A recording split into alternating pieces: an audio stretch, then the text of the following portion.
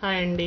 అందరూ ఎలా ఉన్నారు? బాగున్నారా? నేను చాలా బాగున్నానండి. ప్రతి గురువారం, శుక్రవారం వేసుకోవడానికి లక్ష్మీ ముగ్గు షేర్ చేస్తాను కదండి మన ఛానల్లో. అలాగే ఈరోజు కూడా ఒక పువ్వు వేస్తే పువ్వుకి గీతల్లాగా వేసి లక్ష్మీ ముగ్గులాగా వేసానండి. చాలా చక్కగా వచ్చింది.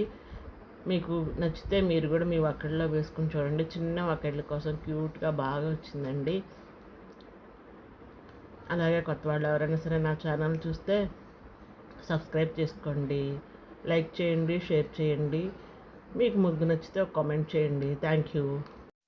అలాగే ఈరోజు సంకటనాశన గణేష స్తోత్రం చదువుకుందామండి. ముందు శుక్లాంబరధరం విష్ణుం శశివర్ణం చతుర్భుజం ప్రసన్నవదనం ధ్యాయేత్ సర్వ విఘ్నోపశాంతయే అగజానన్ పద్మార్కం గజానన మహర్నిశం అనేకదంతం భక్తానాం ఏకదంతం పాస్మహే వక్రతుండ మహాకాయ కోటి సూర్య సమప్రభ నిర్విఘ్నం కురు మే దేవ సర్వకార్యేషు సర్వదా. సంకటనాశన గణేష స్తోత్రం.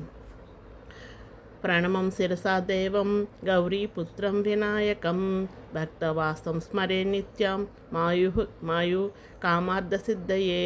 ప్రథమం వక్రతుండం చ ఏకదంతం ద్వితీయకం తృతీయం కృష్ణపింగాక్షిం గ్రజరక్తం చతుర్దకం లంబోదరం పంచమం చ షష్టమం వికటమేవ చ సప్తమం విఘ్నరాజం చ ధూమ్రవర్ణం తదాష్టమం నవమం ఫాలచంద్రం చ దశమంతు వినాయకం ఏకాదశి గణపతిం ద్వాదశం తు గజాననం ద్వాదశైతాని నామాని త్రిసంజయ పటే నరః నచ విఘ్నభయం తస్య సర్వసిద్ధికరం ప్రభో. విద్యార్థి లభితే విద్యాం ధనార్థి లభితే ధనం పుత్రార్థి లభితే పుత్ర మోక్షార్థి లభితే గతిం. జపే గణపతి స్తోత్రం షడ్భిర్మాస్మై ఫలం లభేత్ సంవత్సరేణ సిద్ధిం చ లభితే నాత్ర సంశయః. అష్టభ్యో బ్రాహ్మణేభ్య లిఖిత్వా యః సమర్పయేత్ తస్వ విద్యా భవేత్ తస్సర్వ గణేశస్య ప్రసాదతః. ఇది సంకటనాశన గణేష స్తోత్రం అండి.